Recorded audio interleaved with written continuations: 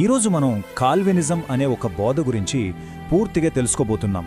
ఇది చాలా వేగంగా వ్యాప్తి చెందుతూ ప్రస్తుతమున్న క్రైస్తవ సంఘాలలో అనేక చర్చలకు, వివాదాలకు దారితీస్తుంది. అసలు దీనిలోని ముఖ్యమైన సిద్ధాంతాలేంటి, వాటి ప్రభావం ఎలా ఉంటుంది, వీటన్నిటినీ బైబిల్ వెలుగులో చాలా స్పష్టంగా అర్థం చేసుకుందాం. మామూలుగా కొన్ని తప్పుడు బోధలు ఎలా ఉంటాయంటే అవి విశ్వాసులను సంఘం నుంచే బయటకు లాగేస్తాయి. కానీ కాల్వినిజం అలా కాదు. ఇది చాలా భిన్నమైనది. ఇది సంఘం లోపలే ఉంటూ విశ్వాసుల మధ్యలో మెల్లమెల్లగా విభేదాలను సృష్టిస్తోంది. కొన్నిసార్లు సంఘ నాయకులే తెలియకుండా ఈ బోధల వైపు ఆకర్షించడం వల్ల సంఘమంతా ఒక రకమైన గందరగోళంలో పడిపోయే ప్రమాదం ఉంది. కాల్వినిజంలో ఉన్న అసలు సమస్య ఏంటంటే ఇది కేవలం కొన్ని వాక్యాలను తప్పుగా చెప్పడం మాత్రమే కాదు, ఇది సాక్షాత్తు దేవుని స్వభావం గురించి ఒక తప్పుడు చిత్రాన్ని మన ముందుంచుతుంది. బైబిల్లో మనం చూసే ప్రేమగల కరుణామయుడైన తండ్రికి కాల్వినిజం చూపించే దేవునికి మధ్య ఎంత తేడా ఉందో మనం చాలా జాగ్రత్తగా పరిశీలించాలి. ఏదెను తోటలో ఏం జరిగిందో గుర్తుందా? దేవుడు మంచివాడు కాదు, ఆయన మీ నుండి ఏదో దాస్తున్నాడు అని చెప్పి సాతాను మోసం చేశాడు. ఇంచుమించు అలాగే కాల్వినిజం కూడా దేవుని సార్వభౌమాధికారం అనే పదాన్ని వాడుకుని ఆయన గురించి ఒక తప్పుడు అభిప్రాయాన్ని కలిగిస్తుంది. ఈ బోధ దేవుణ్ణి ఎలా చూపిస్తుందో, ఆయన న్యాయాన్ని, ప్రేమను ఎలా ప్రశ్నిస్తుందో మనం అర్థం చేసుకోవాలి. సరే, ఈరోజు మనం ఏమేమి చూడబోతున్నామంటే కాల్వినిజం పునాదులేంటి, దాని ముఖ్య సిద్ధాంతాలేంటి, వాటి వల్ల కలిగే పర్యవసానాలు, బైబిల్ ప్రకారం అసలైన రక్షణ మార్గమేంటి, ఇంకా చివరిగా ఒక ముఖ్యమైన హెచ్చరికను కూడా పరిశీలించబోతున్నాం. ఈ కాల్వినిజం సిద్ధాంతం మొత్తం రెండు ముఖ్యమైన అంశాల మీద ఆధారపడి ఉంది. మొదటిది దేవుని సార్వభౌమాధికారం గురించిన వాళ్ల ప్రత్యేకమైన వివరణ.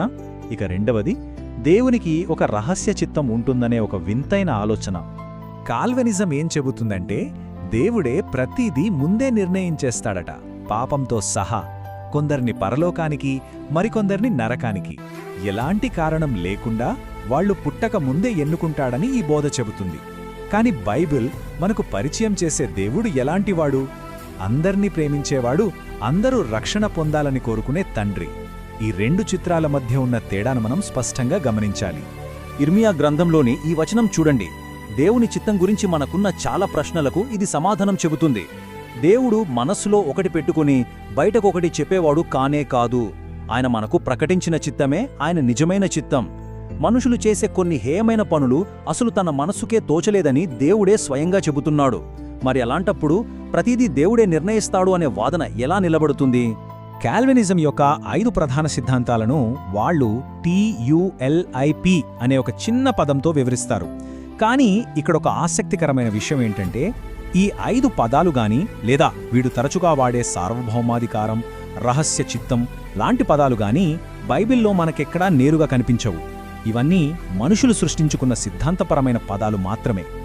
ఈ ట్యూలిప్లో మొదటి అక్షరం టీ అంటే సంపూర్ణ పతనం. దీని ప్రకారం ఆదాము పాపం చేసిన తర్వాత మనిషి ఎంతగా పడిపోయాడంటే ఇక దేవుణ్ణి వెతకలేడు, ఏ మంచి పని చేయలేడు. అయితే బైబిల్ దీనికి పూర్తిగా భిన్నమైన చిత్రాన్ని చూపిస్తుంది. ఆదాము పాపం చేసిన తర్వాత కూడా అతని కుమారుడైన షేతు కాలంలో మనుషులు యెహోవా నామమున ప్రార్థించడం మొదలుపెట్టారు. అంతేకాదు, హనోకు దేవునితో నడిచాడని, నోవహు నీతిమంతుడని వాక్యం సాక్ష్యమిస్తోంది. యోసేపు, యోబు, దానియేలు లాంటి వాళ్ళంతా నీతిగా జీవించారు. దీన్ని బట్టి మనకేమర్థమవుతోంది? మనిషి పాపంలో పడిపోయినప్పటికీ దేవుణ్ణి వెదికే, మంచిని ఎన్నుకునే సామర్థ్యాన్ని పూర్తిగా కోల్పోలేదని స్పష్టమవుతోంది. ఇక రెండవది షరతులు లేని ఎన్నిక. అంటే దేవుడు తన ఇష్టానుసారంగా ఎలాంటి షరతులు, కారణాలు లేకుండానే కొందరిని రక్షణకు, మరికొందరిని నాశనానికి ఎన్నుకున్నాడట. కానీ బైబిల్ చాలా స్పష్టంగా చెబుతోంది దేవుడు పక్షపాతి కాదని, మనుష్యులు అందరూ రక్షించబడాలనేదే ఆయన కోరిక అని. దేవుని పిలుపు అందరికీ ఉంటుంది, కానీ దానికి స్పందించాలా వద్దా అనేది మన చేతిలోనే ఉంటుంది. ఈ వాక్యం మనకు ఒక అద్భుతమైన నిజాన్ని తెలియజేస్తుంది. ఒక వ్యక్తి తనను తాను పవిత్రపరుచుకోవడం ద్వారా దేవుడు వాడుకునే ఒక గొప్ప పాత్రగా మారగలడు. దీన్ని బట్టి మన ఎంపికకు, మన క్రియలకు ఎంత ప్రాముఖ్యత ఉందో అర్థం చేసుకోవచ్చు. ఇది షరతులు లేకుండానే దేవుడు అన్నీ నిర్ణయిస్తాడు అనే వాదనను పూర్తిగా ఖండిస్తోంది. మూడవది పరిమిత ప్రాయశ్చిత్తం. దీని ప్రకారం యేసుక్రీస్తు శిలువ మరణం కేవలం దేవుడు ఎన్నుకున్న కొంతమందికి మాత్రమేనట. ఇది దేవుని స్వభావానికే ఎంత విరుద్ధమో ఆలోచించండి. యోహాను 3:16లో దేవుడు లోకాన్ని ఎంతో ప్రేమించాడని ఉంది. ఆ లోకం అంటే కేవలం కొంతమంది మాత్రమే అని చెప్పడం దేవుని అపారమైన ప్రేమను చిన్నదిగా చేయడమే అవుతుంది. బైబిల్ చాలా స్పష్టంగా ఈ విషయాన్ని నిర్ధారిస్తోంది. క్రీస్తు పిలుపు సమస్త జనుల కోసం. దేవుడు ప్రేమించింది ఈ లోకాన్ని. ఆయన మనుషులందరూ రక్షణ పొందాలని కోరుకుంటున్నాడు. క్రీస్తు ప్రాయశ్చిత్తం యావత్ సర్వలోకమునకు వర్తిస్తుంది. ఈ వచనాలు క్రీస్తు బలియాగం అందరికోసమని బల్లగుద్ది చెబుతున్నాయి. 4వది ఎదిరించలేని కృప. అంటే దేవుడు ఎన్నుకున్న వ్యక్తి ఆయన కృపను కాదనలేడట. విశ్వాసాన్ని కూడా దేవుడే వాళ్లలో బలవంతంగా పెడతాడని అంటారు. కాని బైబిలేం చెబుతోంది? అబ్రహాము దేవునిని విశ్వసించెను అని ఉంది. అంతేకాని దేవుడు అబ్రహాముకు విశ్వాసం ఇచ్చాడు అని లేదు కదా. వాక్యం వినడం ద్వారా విశ్వాసం వస్తోంది. యేసు ప్రభువే నమ్ముట నీవలనైతే అని చెప్పడం నమ్మకం అనేది మన బాధ్యత అని చూపిస్తోంది. ఈ వాక్యం మనల్ని ఆలోచింపజేయాలి. ఒక వ్యక్తి కృపను పొందిన తర్వాత కూడా దాని నుండి తొలగిపోయే అవకాశముంది. అంటే దేవుని కృపను మనం తిరస్కరించవచ్చు, దాన్ని వ్యర్థం చేసుకోవచ్చు. స్టెఫను కూడా మీరు ఎల్లప్పుడూ పరిశుద్ధాత్మను ఎదిరించువారు అని చెప్పాడు. దీన్ని బట్టి దేవుని కృపను, పరిశుద్ధాత్మను ఎదిరించడం సాధ్యమేనని స్పష్టమవుతోంది.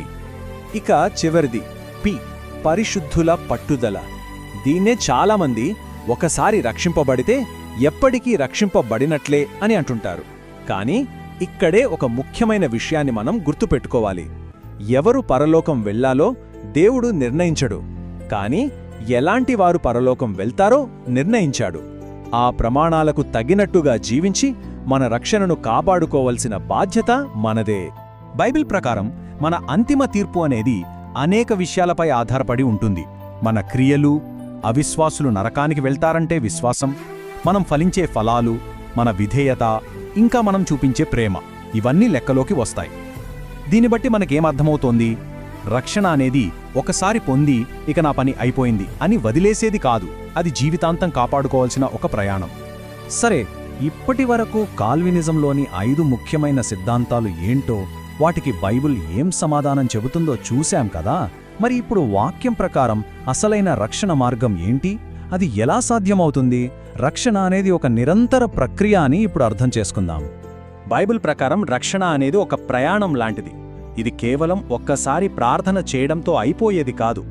దేవుని కుమారుడైన యేసుపై విశ్వాసంతో మొదలై మన పాపాల గురించి పశ్చాత్తాపపడి క్రీస్తుతో ఒకటిగా అవ్వడానికి బాప్తిస్మం పొంది పరిశుద్ధాత్మ ద్వారా నూతన జీవితాన్ని మొదలుపెట్టి ప్రభురాత్రి భోజనంలో పాలు పొందుతూ సత్క్రియల ద్వారా మన విశ్వాసాన్ని చూపిస్తూ చివరి వరకు ఈ లోకాన్ని జయించే ఒక నిరంతర ప్రయాణమే రక్షణ.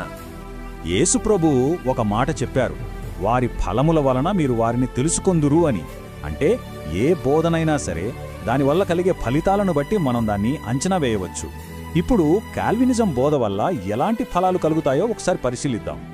ఈ సిద్ధాంతం దేవుణ్ణి ఒక నియంతలా చిత్రీకరించడమే కాకుండా సువార్త ప్రకటించాలనే భారాన్ని కూడా తగ్గించేస్తుంది.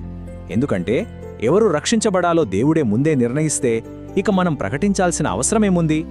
ఇది పాపానికి ఒక సాకుగా మారి వ్యక్తిగత పరిశుద్ధత పట్ల ఉన్న ఆసక్తిని చంపేస్తుంది. అంతేకాదు, ప్రార్థన యొక్క ప్రాముఖ్యతను కూడా ఇది ప్రశ్నించేలా చేస్తుంది. ముగింపుగా చెప్పేదేంటంటే, కాల్వినిజం లాంటి బోధలు దేవుని స్వభావాన్ని, ఆయన రక్షణ ప్రణాళికను, ఇంకా ఒక విశ్వాసిగా మన బాధ్యతను గందరగోళంలో పడేస్తాయి. అందువల్ల మనం దేవుని లేఖనాల పట్ల చాలా జాగ్రత్తగా, వివేచనతో ఉండాలి. ఇలాంటి సిద్ధాంతపరమైన గందరగోళం నుండి మన సంఘాలను కాపాడుకోవాల్సిన బాధ్యత మన అందరిపైన ఉంది. దేవుని వాక్యాన్ని సరిగ్గా బోధిస్తూ, ప్రేమతో సత్యాన్ని ప్రకటిస్తూ మన సహోదరులను ఈ ప్రమాదకరమైన బోధనల నుండి కాపాడుకుందాం. మందను కాపాడటానికి మనమందరం సిద్ధపడదాం.